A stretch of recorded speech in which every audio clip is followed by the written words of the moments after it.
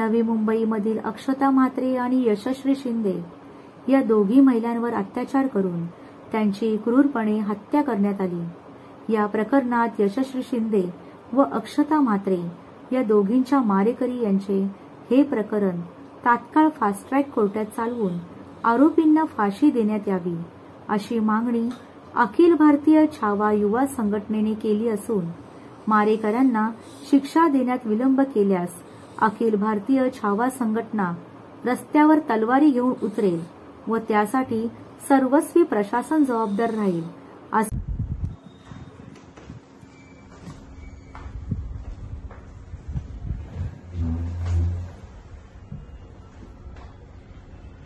नमस्कार सर्वांना, जय शिवराय, जय छावा।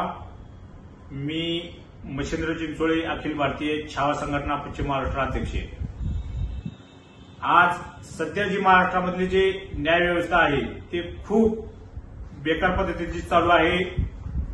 सध्याला कुठल्याच आरोपी असतील किंवा जे गुन्हेगार असतील त्यांच्यावर महाराष्ट्र शासनाचं वचक राहिलेलं नाही। गेल्या 4 दिवसामध्ये खालीच एक मुंबईमधली आपले यशश्री शिंदेताई हिच्यावर बलात्कार करून तिचा निर्दयपणे खून करण्यात आला।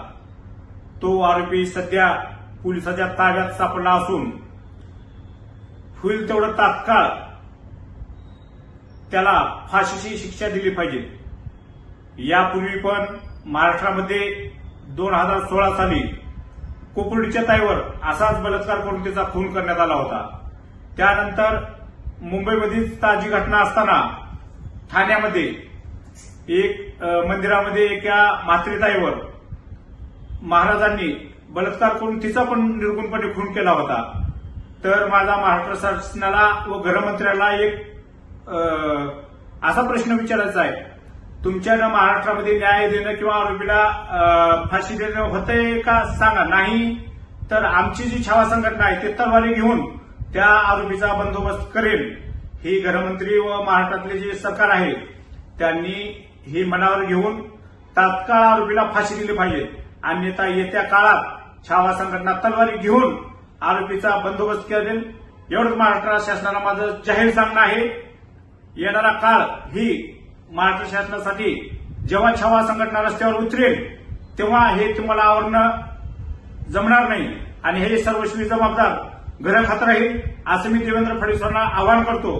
तुम्ही तात्काळ आरोपीला फाशी दिली पाहिजे आणि तर तुमच्या विरोधात समाज उतरेल। जय छावा।